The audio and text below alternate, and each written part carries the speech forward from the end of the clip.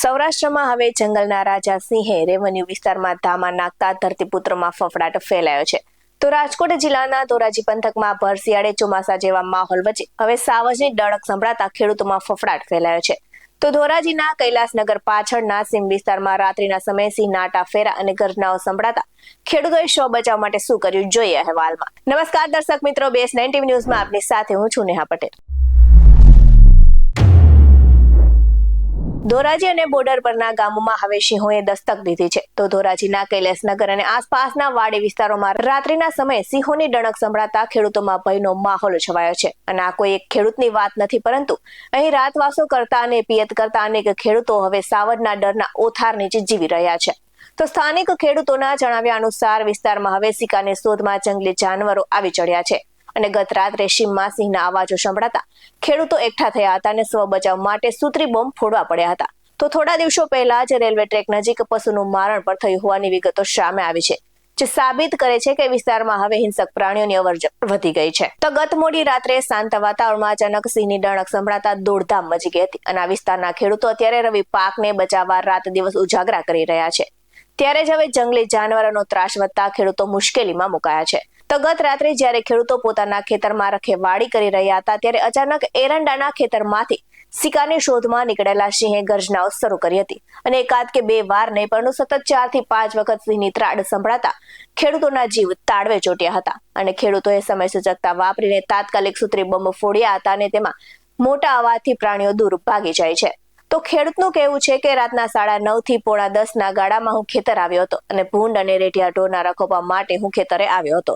ત્યાં અચાનક જ મને 4 થી 5 વખત સિંહનો અવાજ સંભળાયો અને એરંડાના ખેતરમાંથી અવાજ આવ્યો એટલે હું સીધો જ ત્યાંથી નીકળી ગયો હતો.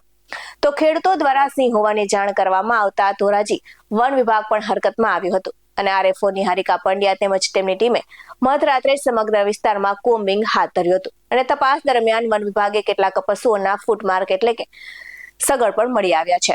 જોકે આ પગલા સિંહના છે કે દીપડાના તે અંગે વન વિભાગ હજુ ચોક્કસ નિષ્કર્ષ આપ્યો નથી, પરંતુ અધિકારીઓએ સ્વીકાર્યું છે કે ધોરાજી અને જેતપુરનો વિસ્તાર લાયન ટેરિટરી કોરિડોરનો ભાગ છે અને જૂનાગઢ અભયારણ્ય નજીક હોવાથી સિંહો ખોરાકની શોધમાં અહીં આવી ચડે તેવી પૂરેપૂરી શક્યતા છે. તો કૈલાસનગર વિસ્તારની પાછળની વાડી વિસ્તારમાંથી જીતેશભાઈનો કોલ આવ્યો હતો કે સિંહો ક્યાંક અવાજ આવે છે. તો આ બાબતે અમે તપાસ માટે આવ્યા છીએ. ત્યારે ધોરાજી, જેતપુર અને તેમની આસપાસના વિસ્તાર કે જે લાયન ટેરિટરી તરીકેના એરિયામાં આવે છે અને જૂનાગઢ સેન્ચુરી ખૂબ જ નજીક છે, એટલે કદાચ વન્ય પ્રાણીઓ આવ્યા હોય તેવી શક્યતા છે. તો ધોરાજીની આજુબાજુમાં આ રીતે તેવી મુવમેન્ટ ચાલુ રહે છે તેવું વન વિભાગનું કહેવું છે. તો હાલ તો વન વિભાગે આ વિસ્તારમાં નાઇટ પેટ્રોલિંગ વધાર્યું છે અને ખેડૂતોને રાત્રિના સમયે એકલા ખેતરમાં ન જવા સાવચેત રહેવા સૂચન આપ્યા છે. જોકે વારંવાર સિંહોના આટા ફેરા ગર્જનાઓના કારણે ધોરાજી પંથકના ખેડૂતોમાં રાતવાસો કરવા અને પાણી વાળવા જવામાં ફફડાટ જોવા મળી રહ્યો છે. તો હવે જોવું રહ્યું કે વન વિભાગ આ મામલે સિંહોનું લોકેશન ટ્રેસ કરી ખેડૂતોના ડરમાંથી મુક્તિ અપાવી શકે છે કે કેમ. ત્યારે Dhoraji range forest officer Niharika Pandya પાસેથી જાણીએ વિગતે. Niharika Pandya, range forest officer, Dhoraji. આજે કૈલાસનગર વિસ્તારની પાછળ જે વાડી વિસ્તાર છે ત્યાંથી જીતેશભાઈ વગાસિયા કરીને ખેડૂત છે, એમનો કોલ આવ્યો હતો કે અહીંયા સિંહનો ક્યાંય અવાજ આવે છે. આ બાબતે અમે લોકો તપાસ માટે અહીંયા આવેલા છે. શું તપાસમાં શું લાગે છે મેડમ? તપાસમાં હાલ તો જે વિસ્તારમાં એમણે અમને લોકેશન બતાવ્યું છે કે આ જગ્યાએથી અવાજ આવે તો ત્યાં અમે લોકોએ અત્યારે સમગ્ર એરિયા ચેક કર્યો છે, પણ હાલ એવું કંઈ ડાઉટફુલ જેવું લાગતું નથી. ફૂટમાર્ક અમુક જગ્યાએ મળેલા છે, પણ અત્યારે એક્ઝેક્ટ શેના ફૂટમાર્ક છે ને ખ્યાલ આવી શકતું નથી. થોડા દિવસ પહેલા આ સાઈડ મારણ કર્યું હતું, તમને એવું લાગે છે કે આ સાઈડ હોય જનાવર? ધોરાજી, જેતપુર અને એની આસપાસનો જે વિસ્તાર છે લાયન ટેરિટરીનો એરિયા છે અને સિંહ આપણે જુનાગઢ જે સેન્ચુરી છે એનાથી પણ ખૂબ નજીક છે, એટલે કદાચ એવી શક્યતા હોય કે ધોરાજી અથવા તો જેતપુરની અંદર આ રીતે એની મુવમેન્ટ ચાલુ રહે, પણ આ વિસ્તારની અંદર ક્યારેય સ્થાયી થયેલ નથી. તો સ્થાનિક ખેડૂત જીતેશભાઈ વગાસિયાનું શું કહેવું છે સાંભળીએ. મારું નામ જીતેશ વગાસિયા, ગામ મારું ધોરાજી. એક ખેડૂત પુત્ર, ખેડૂત અગ્રણી તરીકે કે હું રાતના આજ સાંજે 9:30 થી 9:45 ના ગાળામાં આવ્યો. જ્યારે ભૂંડ અને રેઢિયા ઢોર ગામના એના રખોલા માટે હું આવ્યો હતો, મારી ખેતીની, મારી પોતાની જમીન માટે. તો આજે મેં ભઠ્ઠો કર્યો, ખુરચી રાખીને હું બેઠો હતો. તો મેં કીધું 2-4 હુતરી બમ ફોડું.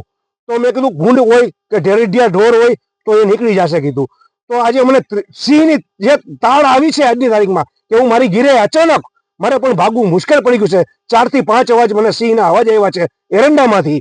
તો આજે રાતના 1 વાગે અને 10 વાગ્યા પહેલા તો વન અધિકારી સાહેબો બહેનોને મેં ફોન કર્યો અને અધિકારીઓને મેં ફોન કર્યો. સાહેબો બહેનો બધા આવી ગયા વન વિભાગના, પણ આજે તપાસ કરી અને લોકેશન ગોતીએ છીએ. આજે રાતના 1 વાગ્યા પણ આજની તારીખમાં કે જે આગલું પણ ઢોરનું મારણ કરેલું છે રેલના નજીકની પાટાની અંદર, અને પાછું આ સીમમાં જ જે તાર નાખી છે મેં હુતરી બહુ ફોડવાથી એટલે હું સીધો મારી ઘરે નીકળી ગયો. આવા જ વધુ અહેવાલ સાથે ફરી મળતા રહીશું. તમે અમારી યુટ્યુબ ચેનલને સબસ્ક્રાઇબ કરવાનું અને અમને ફેસબુક અને ઇન્સ્ટાગ્રામ પર ફોલો કરવાનું ભૂલશો નહીં. બાકી નવી અપડેટ્સ મેળવવા માટે આપ જોતા રહો BS9 TV ન્યૂઝ. નમસ્કાર.